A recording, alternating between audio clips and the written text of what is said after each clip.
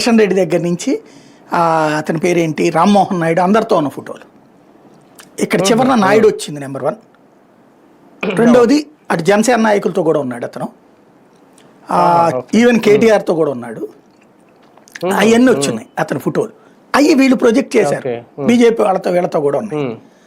అందుకని అతను మాకు సంబంధం లేదని చెప్పడం కోసం బీజేపీ మాట్లాడినట్టుంది.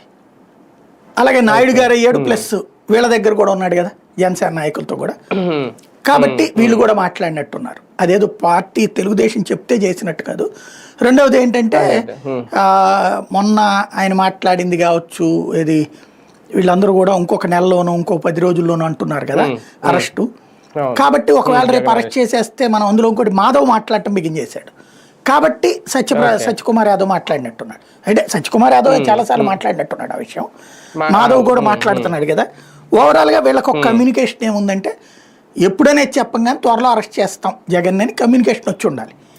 అప్పుడు మళ్ళీ మాట్లాడటం కంటే ఇప్పటి నుంచినే అలవాటు పడితే ఇంకోటి వాళ్ళ కార్యకర్తలు కూడా చెప్పాలి కదా, మాట్లాడాలి కదా రేపు పొద్దున. అందుకు సైకలాజికల్గా ప్రిపేర్ చేస్తున్నారు అనమాట.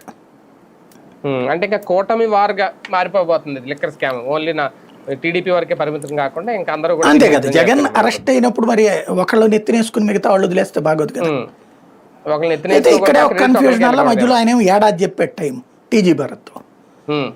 అంటే నాకు డౌట్ వచ్చింది ఏంటంటే ఏడాది పాటు ఇంకా చాలా రోజుల పాటు ఇప్పుడు వెంకటేష్ నాయుడు మళ్ళీ అందులో ఉన్న ఇంకొకళ్ళని ఎవరినో తీసుకుని వాళ్ళ ఇంట్లో వాళ్ళ ఆవిడతో ఇట్లా ఉన్నాడు, వాళ్ళ ఆవిడ పట్టు చీరలు కొనుక్కునేది, 2 నగలు కొనుక్కుంది, ఇట్లాంటివి ఏమైనా తీసుకొస్తారని చూడాలి మరి.